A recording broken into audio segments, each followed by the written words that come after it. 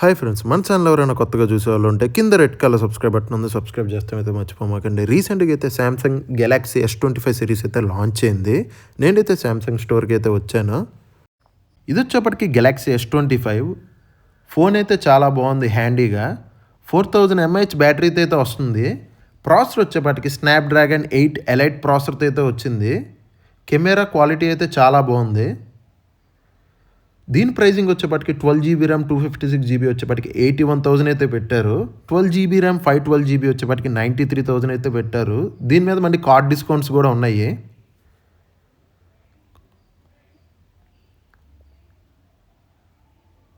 ఇది వచ్చేప్పటికి Galaxy S25 plus. ఇది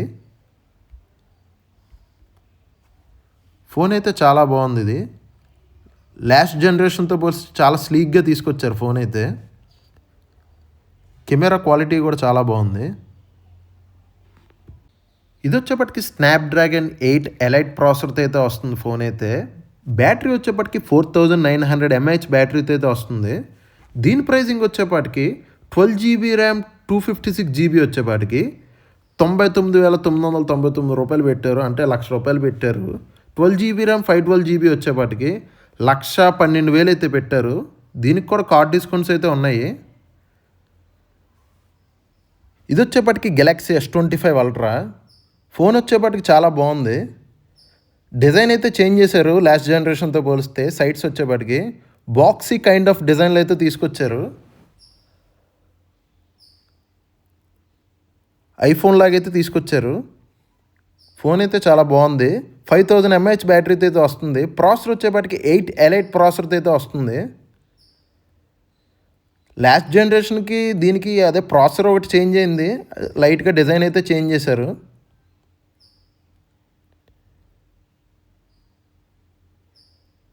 ఫోన్ కెమెరా క్వాలిటీ అయితే చాలా బాగుంది. దీని ప్రైజింగ్ వచ్చేప్పటికి 12GB ర్యామ్ 256GB వచ్చేప్పటికి 1,30,000 అయితే పెట్టారు. 12GB ర్యామ్ 512GB వచ్చేప్పటికి 1,42,000 అయితే పెట్టారు. 12GB ర్యామ్ 1TB వచ్చేప్పటికి 1,66,000 అయితే పెట్టారు.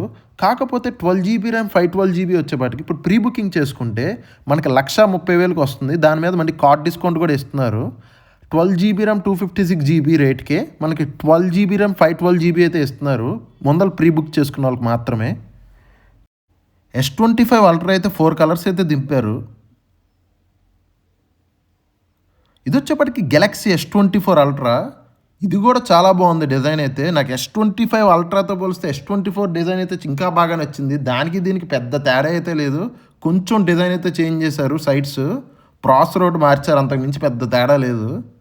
వీడియో నచ్చితే కింద రెడ్ కలర్ సబ్స్క్రైబ్ బటన్ ఉంది. సబ్స్క్రైబ్ చేసి లైక్ చేసి షేర్ చేస్తాం అయితే మర్చిపోమాకండి.